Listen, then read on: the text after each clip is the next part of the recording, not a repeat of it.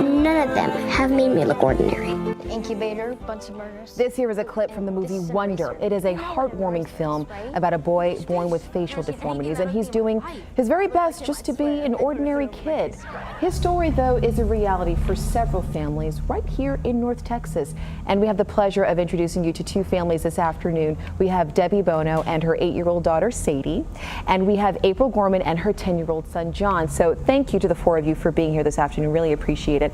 Firstly, I want moms for you to talk about how you even came to find each other, because it's not as if what we're talking about here is rampant, that so many people are experiencing this. So we'll start with you, Debbie. When Sadie was born, John had been through some of this, and we had people in our community that paired us together saying, you need to know this family. Our husbands had been involved in some community things together, and she just dropped out of the sky an angel to help guide the process for me. And again, because this is a unique situation, just talk about the support system that your family sort of provide for each other. We are very fortunate to have each other so close, and you know, our kids have been through many surgeries, and so we're always available to help each other out. When the kids are inpatient, both kids, Sadie and John, both have sisters, so we're available just to be a greater family to each other and really support each other through everything that kids are facing.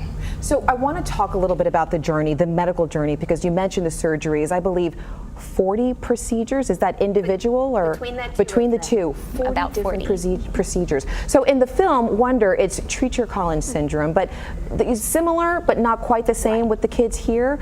So how I mean, does it start from birth, and is it still going on, or are there still more surgeries to come? Yes, so the craniofacial disorders are very surgically intensive. From birth, Sadie had severe airway difficulties, so immediately we were doing different things to help her breathe correctly. Sadie ended up with a tracheostomy tube that helped her breathe until she was old enough to have some major mid-face reconstruction and open her airways. So that journey is very surgically intensive, very similar to Augie in the movie. And so the film, the fact that it sort of highlights what you've been living, right, and just, you know, an hour or two, just talk about why you're so happy to see this sort of thing hit the big screen and have people have conversations about this. It's a beautiful platform to share the message of kindness. Differences, they transcend the craniofacial world. They hit every socioeconomic level, every color.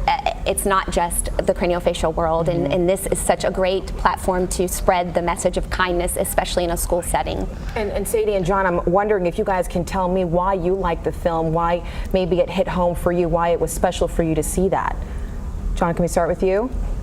I like the film because in the forest, when they went to the field trip, whenever they got into the fight, everyone stood up for him. Nice. That theme of kindness that we talk about, right? So it gives you a little bit of hope that, you know, folks can have a big heart and treat people with kindness and treat them right. Awesome. Guys, thank you so much for joining us. Really appreciate it. Thanks. And that film, again, is in theaters this weekend, and there is a 2020 special tonight right here on Channel